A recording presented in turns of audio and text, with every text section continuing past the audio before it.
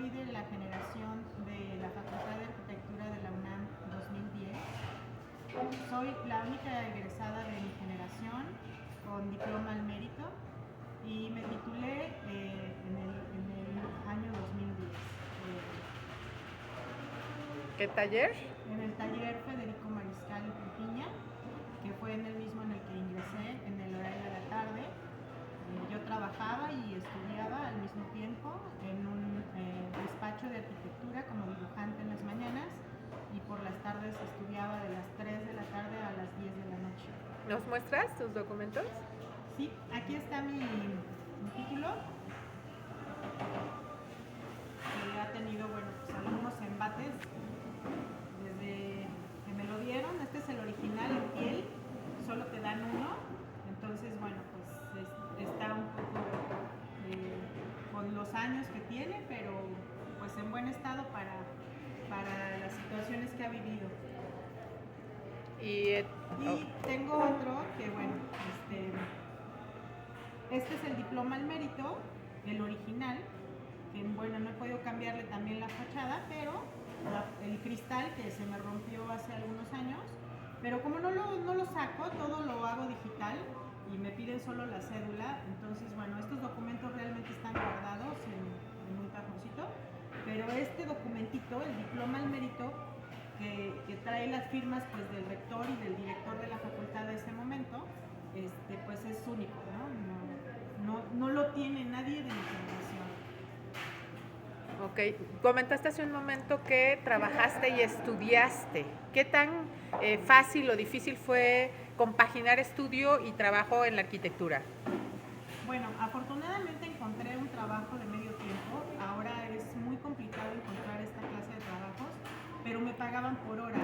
Entonces yo no tenía ninguna clase de beneficio o sea, no está registrado esos años de trabajo ni en mi seguro social, o sea, no existí, ¿no? Trabajé para un despacho, pero no existí legalmente. Entonces fue complicado en ese sentido, pero afortunadamente la universidad me daba servicio médico y bueno, estás joven y no tienes prácticamente ningún problema de salud. Era complicado por el salario, ganaba 20 pesos la hora, me acuerdo cuando entré, 20 pesos la hora. Durante 5 años estuve trabajando en ese despacho y cuando me titulé ya yo ganaba 30 pesos la hora. O sea, me subieron 10 pesos en 5 años la hora. Ok. Entonces era complicado porque yo vivía sola, vivía en un cuartito junto a CEU, en la colonia Santo Domingo, y tenía que pagar renta, comida, transporte, ploteo de planos, luz, gas, agua, teléfono, y tenía una mascota, tenía un gato. Entonces Y lograste compaginar lo laboral con lo estudioso en ese momento. Posteriormente, ¿en dónde tuviste oportunidad de laborar? una vez que terminé la universidad, yo entré en el primer año de la huelga de la UNAM, entonces se alargó un año más mi estadio en la universidad y luego para titularme fueron 4 años más. Entonces, en cuanto yo terminé mis estudios, empecé a trabajar para otro despacho ya de tiempo completo, que ahí sí ya me pagaban 15,000 pesos al mes, que para mí era muchísimo dinero, porque después de ganar 100 pesos al día, ahora ganar 15,000 pesos al mes para mí era un dineral, ¿no? Entonces trabajé para un despacho en el que hice la casa de la señora Bettina Benotto en Lomas de Virreyes. Fue mi primera obra y ahí fue donde yo me di cuenta que lo que me gustaba de todas las áreas de la arquitectura era el área de la construcción. Me enamoré del área de la construcción, yo creo que fue una de las pasos más importantes de mi vida, porque de ahí en adelante me dediqué a la construcción. ¿Y la construcción es normal? ¿Las mujeres en la arquitectura se dedican a la construcción? No, me costó mucho trabajo.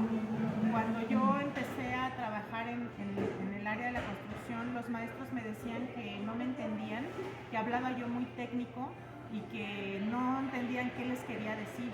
Entonces tuve que aprender a hablar su idioma tuve que aprender a hablar coloquialmente con ellos para que me entendieran. Y como era muy joven también tuve que ganarme su respeto, mostrándoles que sabía hacer las cosas. Entonces me acuerdo que la vez que me gané el respeto del maestro de obra de la casa de la señora Bettina Benotto fue cuando lo enseñé a trazar una elipse en campo, porque el baño de la señora era una elipse y ellos no sabían cómo trazarla. Entonces les enseñé a trazarla con un hilo y 2 clavos y a partir de ahí ellos fueron más empáticos conmigo. Ok, entonces tú podrías decir que estabas en un ambiente laboral de hombres. Así es.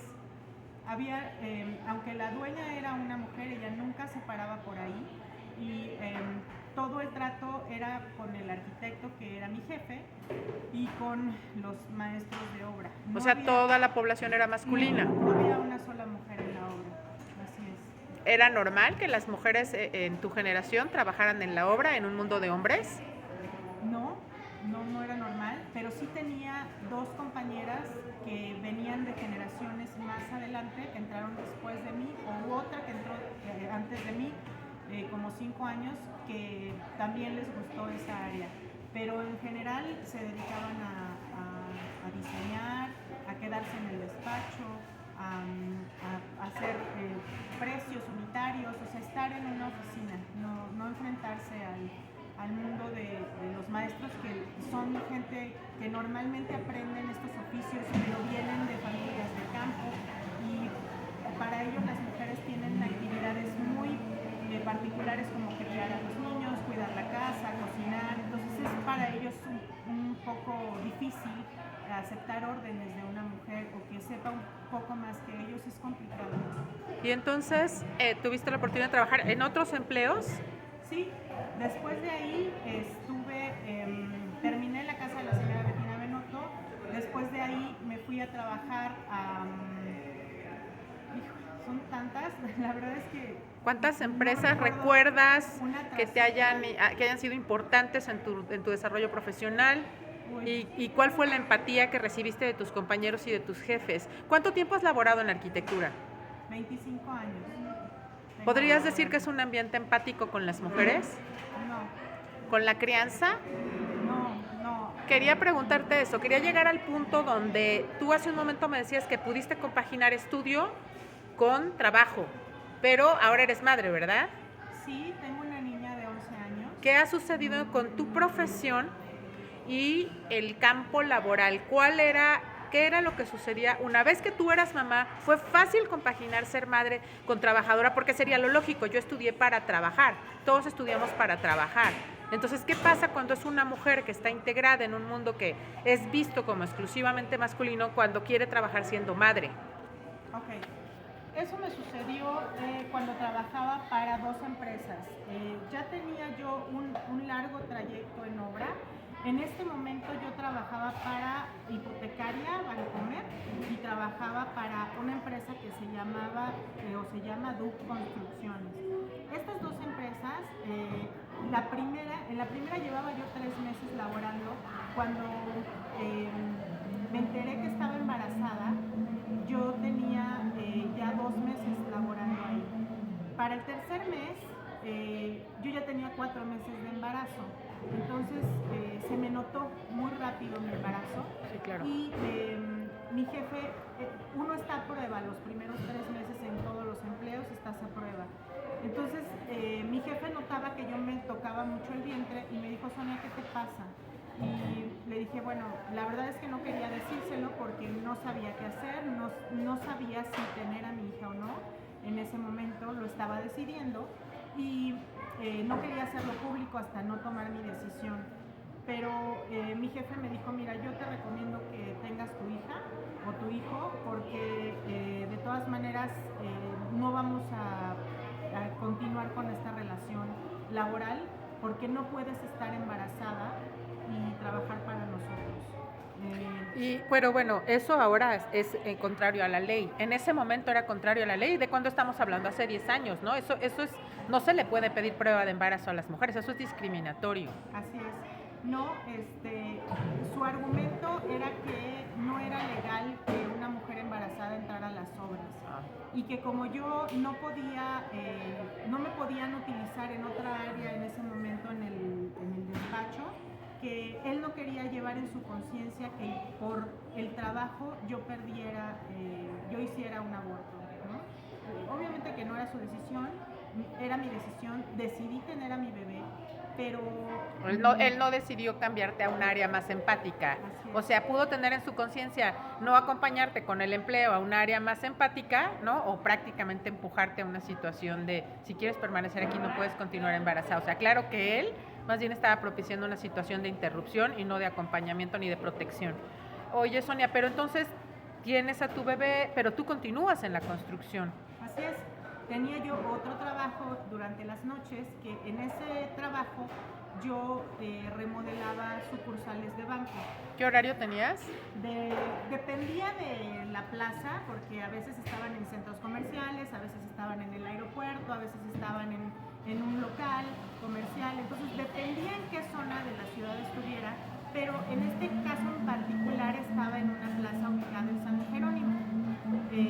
Esa era la casa de bolsa de Santander, me parece, en ese momento, y yo no tenía supervisión nocturna de alguna empresa externa que impidiera que hubiera una mujer embarazada en el trabajo. Yo ya tenía 2 años trabajando para DUC Construcciones y ellos, digamos que toleraron mi embarazo. Acompañaron el embarazo. No tuvieron problema mientras yo siguiera trabajando el mismo horario. En ese caso yo entraba a las 8 de la noche y salía a las 6 de la mañana. Entonces era un horario de 10 horas.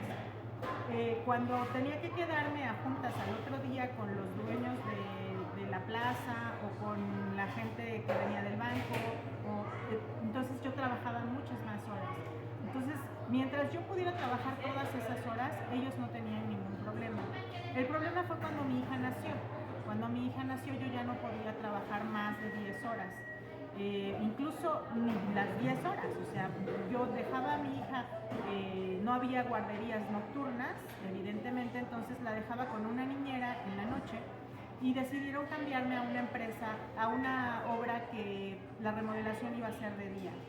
Pero de día implicaba entrar a las 8 de la mañana y salir a las 6 de la tarde. Yo dejaba a mi hija en una guardería de Sedesol, que en ese momento existían, y podía dejarla a las 7 de la mañana y regresar por ella a las 10 de la noche. O sea, tenían estos horarios amplísimos, fantásticos, donde las mujeres podíamos trabajar y los niños eran bien atendidos. Pero a veces me tenía que quedar más tiempo porque el material entraba en la noche, la plaza tenía que estar cerrada para que el material pudiera entrar, no tenía que haber gente dentro de la plaza para yo recibir las varillas o lo que se necesitara, los tubos eléctricos o lo que se necesitara. Entonces, como ya no pude trabajar tantas horas, entonces tuvieron que contratar a alguien más para que me supliera las horas que yo no estaba. Y esto ya no les convino, por lo que me tuvieron que cesar de mi trabajo, porque no podía trabajar más de 10 horas. Oye, Sonia, entonces pareciera que no es tan empático el trabajo el trabajo de una mujer en la arquitectura, o sea, pareciera que se les pide que se integren a su vida maternal. ¿Alguna vez tuviste explícitamente esa petición, que te dedicaras a ser madre de alguno de tus jefes? Ah, sí, por supuesto. O sea, ellos, para empezar, la maternidad en soltería, que fue mi decisión, no era bien vista. O sea, era como, bueno, pero, o sea, ¿qué vas a hacer? ¿Quién te va a apoyar? ¿O cómo lo vas a resolver? Yo pensaba que yo no tenía que hacerme esa pregunta si yo tenía 2 empleos. O sea, yo ganaba pues, Claro. muy bien. O sea, tenía 2 empleos de un sueldo de un licenciado. O sea, no necesitaba hacerme esa pregunta. Yo podía pagar por esos apoyos. Claro. Pero ellos estaban más preocupados que yo porque sabían que me iba a encontrar con estas trabas. O sea, no se me iba a tolerar ni los horarios, ni las pérdidas de trabajo o días de trabajo por enfermedad o irme a hacer una operación. Me pasó, volví a conseguir empleo después de esos 2 empleos tuve que conseguir una guardería igual, pero las actitudes de los hombres era ¿por qué ella tiene estos beneficios, ¿no? O sea, ¿por qué ella trae la camioneta? ¿O por qué tenemos que pasar a dejar a su hija a la guardería antes de irnos todos a trabajar? ¿O porque yo llevaba un grupo, en Los Cabos llevaba un grupo de carpinteros al centro donde trabajábamos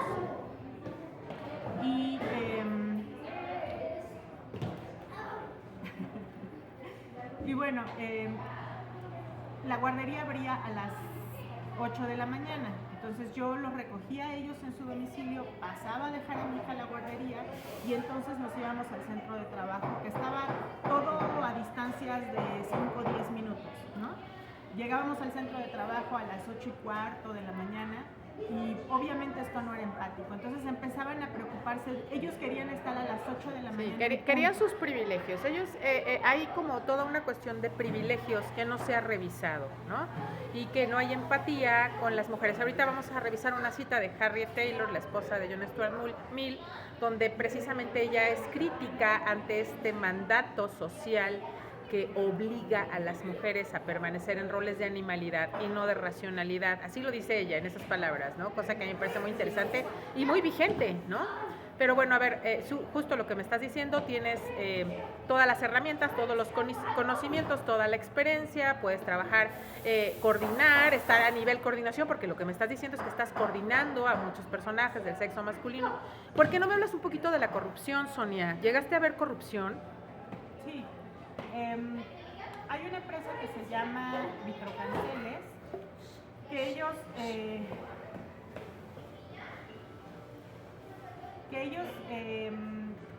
bueno, tienen temas de que tienen mega obras, ¿no? O obras muy importantes.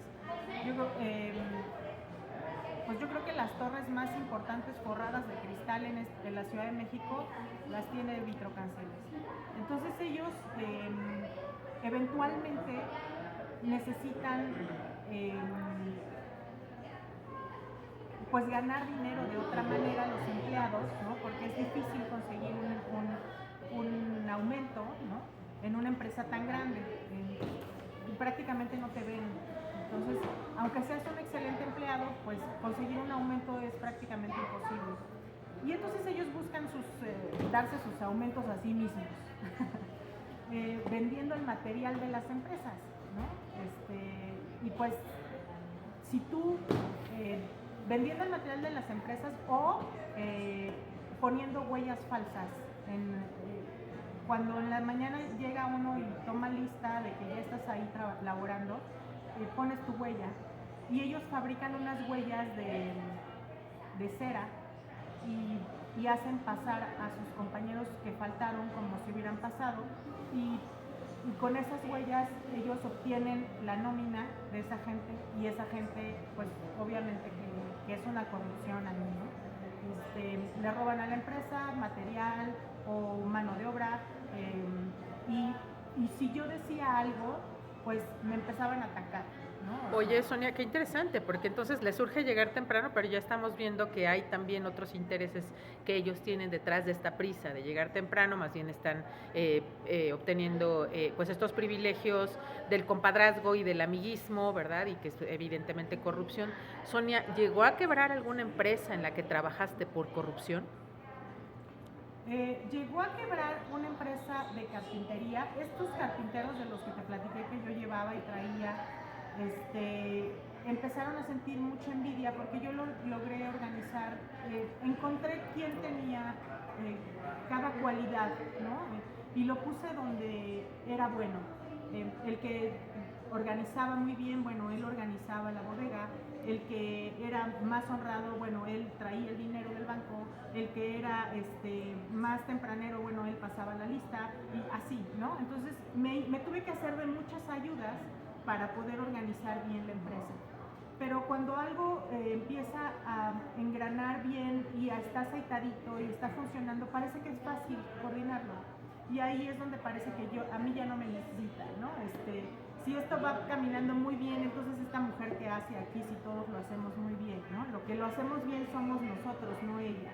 Entonces, mi jefe, que vivía en Guadalajara y que yo era su representante en Los Cabos, pensó lo mismo, ¿no? Ha de haber dicho, bueno, ya me organizó esto durante 11 meses, ya tengo, le renté el lugar, le compré el equipo, contraté a la gente, les conseguí los uniformes, conseguí el logotipo de la camioneta, etcétera, ¿no? O sea, organicé que cada quien tuviera sus actividades y entonces ya no me necesitaban.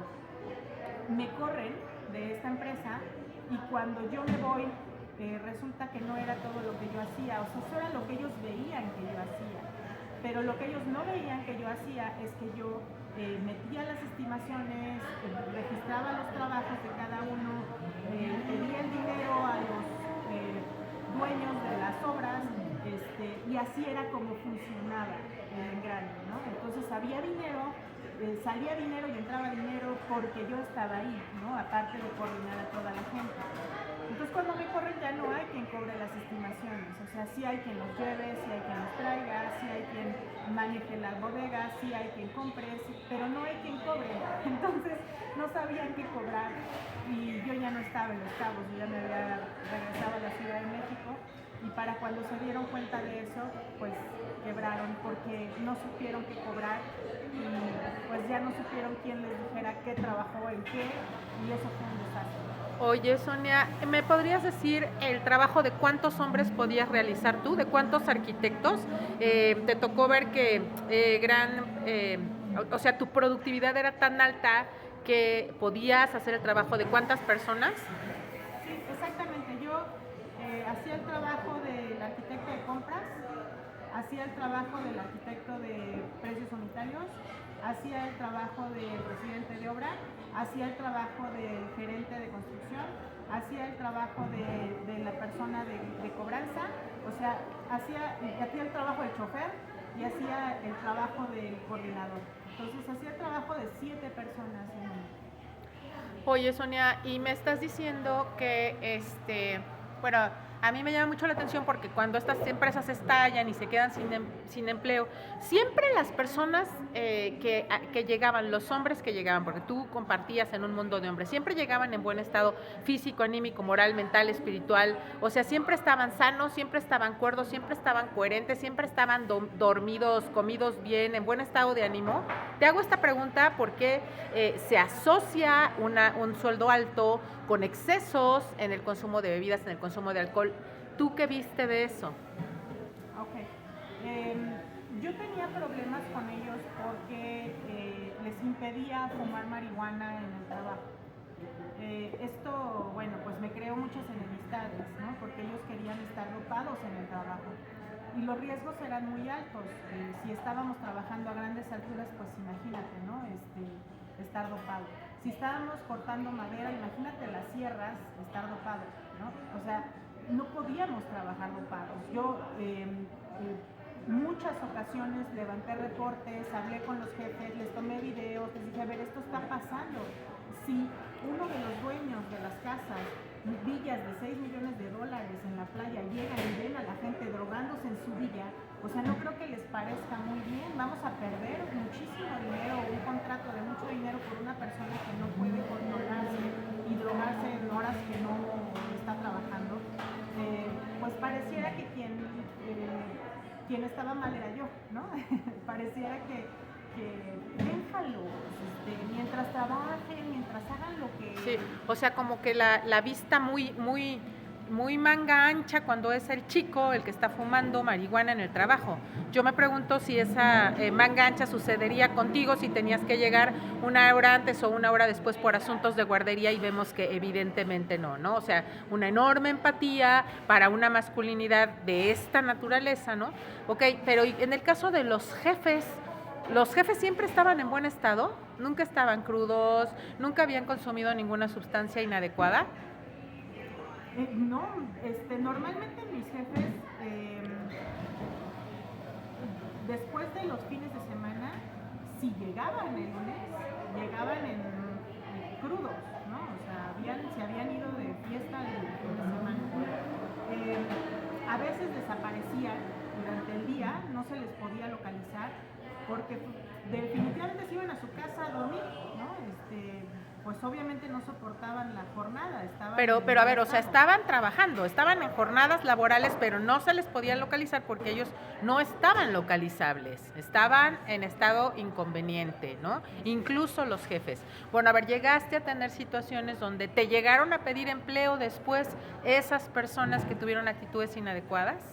Sí, de hecho me tuvieron que cambiar de una obra porque un chico al que yo llegué a supervisar, primero entré para que me capacitaran a esa obra. Después de la capacitación se dieron cuenta de mis cualidades y me dejaron de jefa de la persona que me capacitó. Entonces fue tal su envidia que siempre había roces entre él y yo, pero yo me dedicaba a lo mío. Un día él, por presionarse, en un día de viento, tuvo un accidente con uno de los trabajadores que le cayó un cancel en el pie, un cancel de 300 kilos le cayó en el pie. Entonces, bueno, la lesión fue espantosa, pero él le dijo a los gerentes de obra que yo había dado la orden de que trabajaran con ese nivel de viento. No era mi labor eso. Mi labor era la coordinación de la llegada de materiales y la coordinación del dinero en la obra. Ir a las juntas y llevar la bitácora. Yo no decidía, yo no era la residente de obra, yo era la superintendente de obra. Entonces, esa decisión la tomó él. Yo estaba en el sótano cuando eso sucedió y él estaba en el penthouse cuando eso sucedió. Entonces, mintió para salir del problema.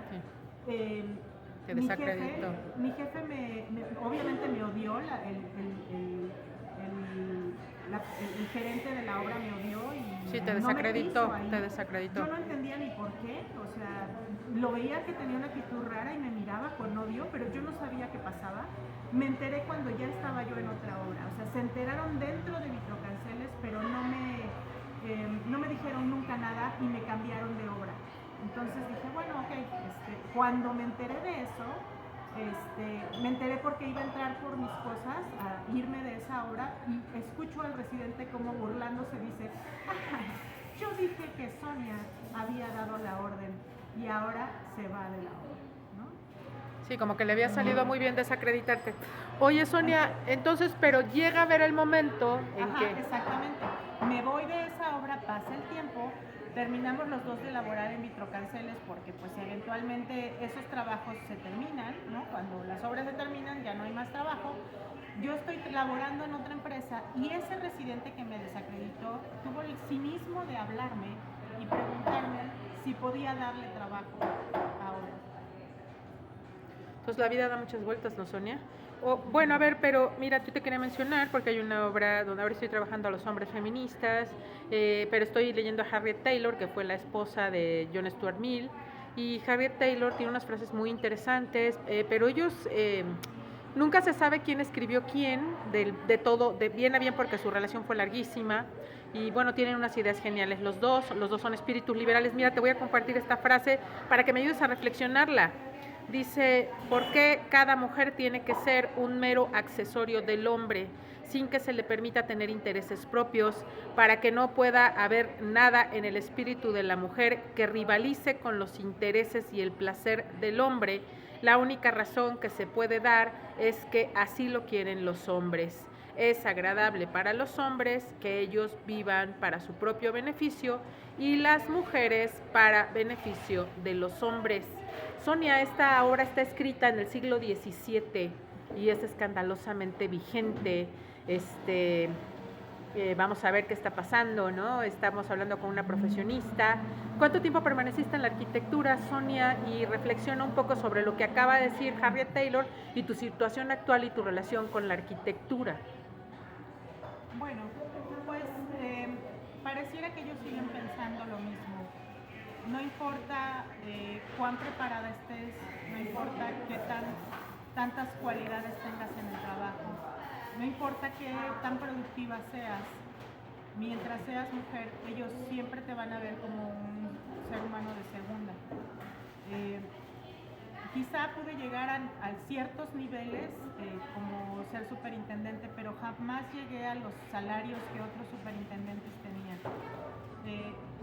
Siempre puedo estar ahí mientras esté masculinizada, mientras no tenga hijos, mientras sea parte del patriarcado, mientras me comporte como ellos y me mimetice entre ellos, o sea la amante de alguno de ellos, que eso jamás sucedió.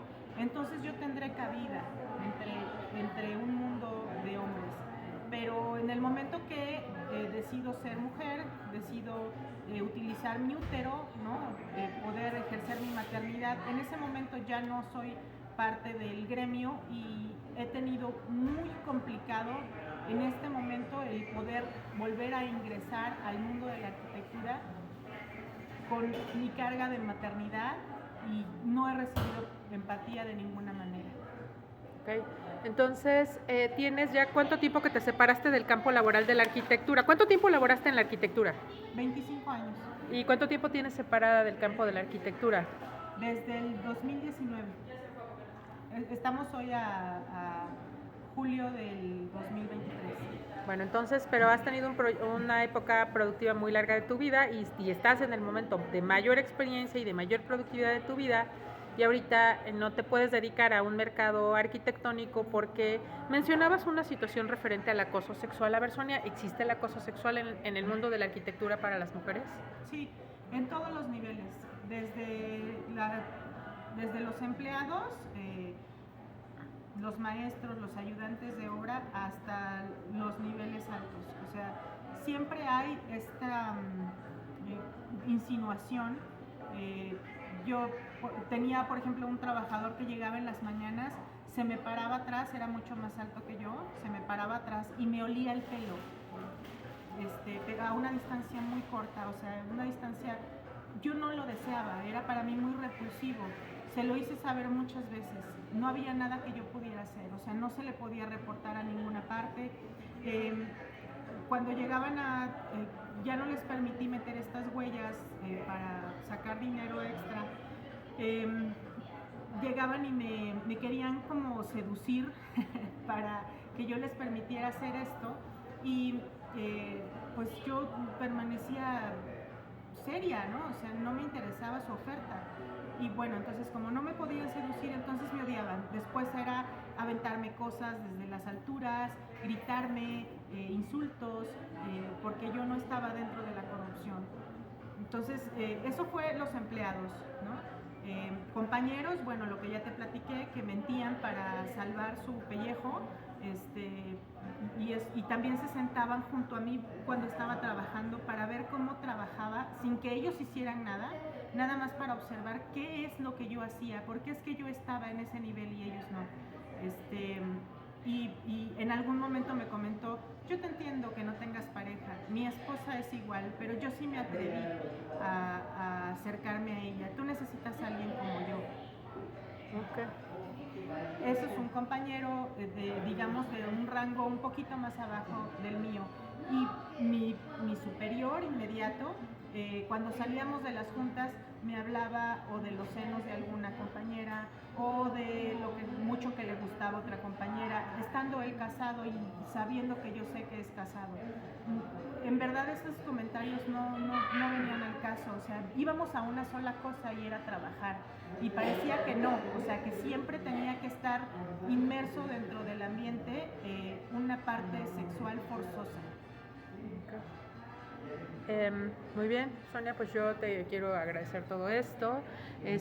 Tú tienes muchos dones, muchas cualidades, muchas habilidades. Yo te deseo pronto que todas tus virtudes sean valoradas y te puedas reintegrar a un mundo donde la arquitectura no sea este mundo hostil con las mujeres. Te lo deseo de todo corazón. Tu área de trabajo estuvo parada durante la pandemia, la construcción estuvo muy castigada durante la pandemia, pero deseo de todo corazón que estés en un ambiente con igualdad de género, sin hostilidad. Ahora la universidad está volteando seriamente y está consciente de que ha cometido una desigualdad seria en nuestra formación y está apostando por la igualdad, y yo deseo que toda esta experiencia que tú llevas por delante sea claridosa tanto para hombres como para mujeres en la industria de la construcción, porque ya como última reflexión, Sonia, me gustaría que me comentaras un poquito de los asuntos de salud de tu expareja sentimental arquitecto, quien tenía este consumo en exceso de alcohol, de cigarro, ¿qué fue lo que sucedió con la vida de tu expareja sentimental? Sí, claro. Mira, yo tuve una relación de 10 años con un compañero que era incluso mi compañero de la universidad. O sea, fue mi novio en la universidad, vivimos una relación de 10 años juntos donde pudimos evolucionar juntos. Yo me titulé, fuimos a vivir juntos, nos comprometimos, eh, pero él, nos conocimos cuando éramos estudiantes, nos íbamos a tomar una cerveza a Copilco, que es como la zona donde los estudiantes socializamos, y bueno, eso era normal en ese momento, pero ya cada vez que salíamos, cada vez que nos veíamos, bueno, tomábamos una cerveza o dos como para socializar, pero él nunca soltó esto, ¿no? O sea, fue algo que a pesar del tiempo y que empezamos a hacer otras cosas, trabajar juntos, vivir juntos, o sea, para él siempre el alcohol tenía que estar inmerso en la relación y el tabaco, ¿no? Llegó a fumar 2 cajetillas al día, a consumir media botella de 750 mililitros diaria, de lo que gustes. Entonces, él nunca soltó los vicios. Cuando yo quise que fuéramos padres, ¿no? Que pasáramos a la etapa de la paternidad, él no quiso soltar los vicios, me dijo que no, que prefería seguir tomando y seguir fumando como lo hacía y que prefería que nos separáramos. Entonces nos separamos, obviamente que ya esas cosas no se podían conciliar, nos separamos, fue muy doloroso, pero a los años, poquitos años después, yo me embarazo, yo tengo mi hija en soltería y él continúa su vida con otra pareja con las mismas condiciones que fumaba y tomaba, ¿no? Obtuvo un trabajo de mayor rango, le fue muy bien económicamente, pero como a los 4 años de separarnos, a él le da una embolia, un accidente neuronal, se le paraliza la mitad del cuerpo del lado derecho y él era diestro. Entonces, ni pierna, ni brazo, ni rostro, quedó discapacitado. Tuvo que pedir un sueldo de discapacidad, que creo que logró como 4,000 pesos al mes de su sueldo de incapacidad, y a la fecha vive con ese salario, después de tener pues un salario de director en Vancomer. Ahora está en esta situación y bueno, pues tenemos más o menos la misma edad, hemos transitado más o menos las mismas vidas, a excepción yo de los vicios. Y efectivamente esta masculinidad mal entendida, donde yo tengo que seguir fumando, tomando para que socialmente yo sea un hombre completo, pues a él le salió muy caro en su salud y ahora está con 46 años, debe tener, no rebasa los 50, discapacitado desde hace 5 años. Ok, Sonia. ¿Y qué tal va acompañándose la prostitución, el consumo de la prostitución, con el alcohol, con los altos mandos en la arquitectura? Te lo comento porque en Argentina está legalmente prohibida la prostitución precisamente por la trata. Ellos saben que son centros de tortura, explotación y muerte. Entonces allá las madres se organizaron, las madres de las mujeres desaparecidas se organizaron y pidieron que la prostitución fuera prohibida. En México, lamentablemente, tú ves cómo los militares van a consumir prostitución, ¿no? Ves a los que son los encargados de la seguridad, la Secretaría de Seguridad, consumiendo prostitución. Entonces, con lo que significa la prostitución para las mujeres, todas las formas de vulnerabilidad. Pero a ver, ¿tuviste que se consumiera prostitución en los altos mandos en la arquitectura? Más bien lo que vi fue que en las obras muy grandes entraban prostitutos y prostitutas a las obras grandes para ofrecer sus servicios. A veces estas obras tan grandes eran tan grandes que no se podían controlar en todos los espacios. No había cámaras todavía, estaban en obra negra. Entonces en algunos espacios entraban estos prostitutos y prostitutas a ofrecer sus servicios y eran consumidos dentro de la obra, ¿no? O sea que sí va de la mano todo este mundo de esta masculinidad hegemónica con ver a la mujer como un objeto sexual, que era algo que pronto no se podía diferenciar entre mi jefe o cualquier persona a la que yo pueda acceder por una cantidad de dinero. Oye, y los bares, los divertimentos de los arquitectos estos a los que iban, que había este asunto del table dance, este asunto del alcohol y la prostitución. A ver, me gustaría que me comentaras un poco de esto. Cómo los sueldos altos, los excesos se van en el consumo de alcohol y de prostitución. Hacia allá es hacia donde yo quería llevar la reflexión. Sí, sí, es correcto.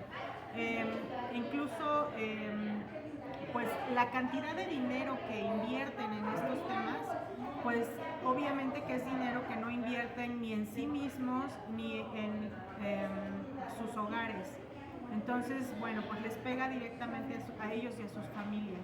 Mientras yo veía la diferencia entre mi pareja y yo, mientras yo ya me había comprado un cochecito, mientras yo me había puesto un negocio propio, mientras yo estaba invirtiendo en cosas productivas mi dinero, él no tenía nada de esto, ¿no? Vivía al día.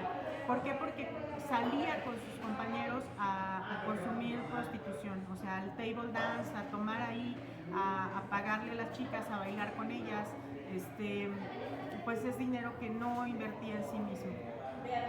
Ok, bueno, pues muchas gracias por mostrarme todo este mundo profundo de la arquitectura que no se les platica a las mujeres a qué se van a enfrentar cuando salgan a la realidad. ¿Tú hubo alguna asignatura, hubo alguna materia, hubo algún profesor que te hablara de la desigualdad de género y cómo enfrentarla o sufriste esa desigualdad de los mismos profesores?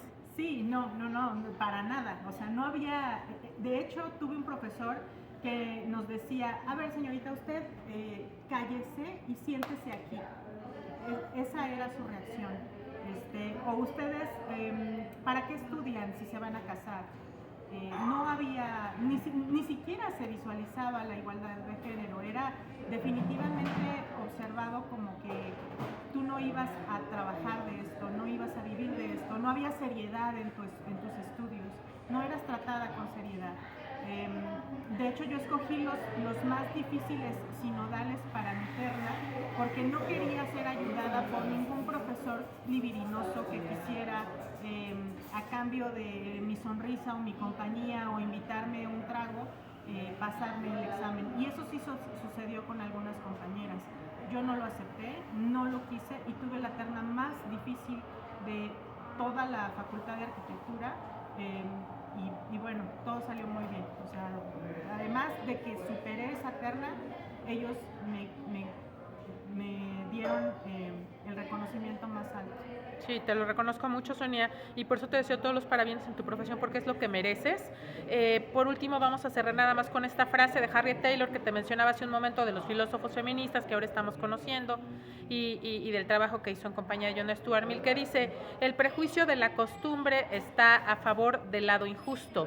Es verdad que grandes pensadores en diferentes épocas, desde Platón hasta Condorcet, además de algunos de los hombres más eminentes de nuestros tiempos, han presentado protestas enérgicas a favor de la igualdad de la mujer. Por eso te mencionaba yo la situación de los profesores y cuál es tu reflexión al respecto de la importancia de que los hombres valoren y reconozcan el trabajo de las mujeres en un mundo que ha sido entendido como un mundo de hombres y que ellos mismos están saboteando para ellos mismos, para sus jefes, para sus familias, para su salud. O sea, ¿cuál es la importancia de valorar a las mujeres en estos espacios? Sí, tuve una compañera segurista que les decía cómo cuidarse, amarrarse, permanecer a salvo dentro de los espacios peligrosos de la arquitectura. Ellos decidían no amarrarse, no ponerse casco, no traer las botas adecuadas, y después los accidentes pues eran más graves porque ellos no seguían los lineamientos. Ahora, afortunadamente, que ya los seguristas es una profesión que no existía cuando yo inicié en la obra.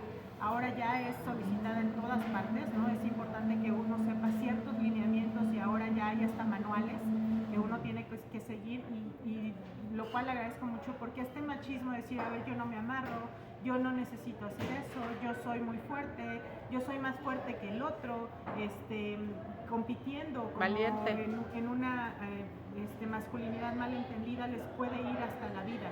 Entonces sí es importante que ellos suelten todo este machismo malentendida fortaleza, malentendido soy mejor que tú, porque ellos son los únicos que terminan afectados. Al final las empresas, bueno, les dan una cierta ayuda durante algún tiempo, pero su cuerpo no lo van a recuperar.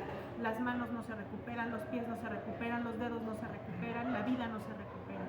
Entonces es importante que ellos entiendan que este machismo es en contra de ellos también.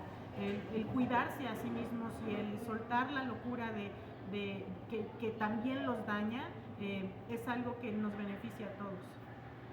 Pues muchas gracias, Sonia. Ha sido una entrevista que te la agradezco mucho, que yo espero que la vean la mayor cantidad de universitarios posibles para que entiendan la importancia de una formación de género y desde una relación de igualdad crecer como compañeros y compañeras dentro de las empresas y dentro de las instituciones, valorándonos y reconociéndonos en lo que venimos a aportar a nuestras fuentes laborales y no cosificándonos y convirtiéndonos en objetos. Pues muchas felicidades, todos los parabienes para ti, Sonia, que tu carrera despunte como debe de despuntar, que esto sea visto por los ojos correctos, que te valoren y te reconozcan. Muchas felicidades, Sonia, por tu trabajo, te admiro mucho. Muchas gracias por cederme este espacio de tu vida y de tu experiencia laboral. Arquitecta Sonia Adriana Muñoz González, con diploma al mérito por la Facultad de Arquitectura de la UNAM. Gracias, mucho gusto, enhorabuena y todos los parabienes para ti. Gracias. Gracias.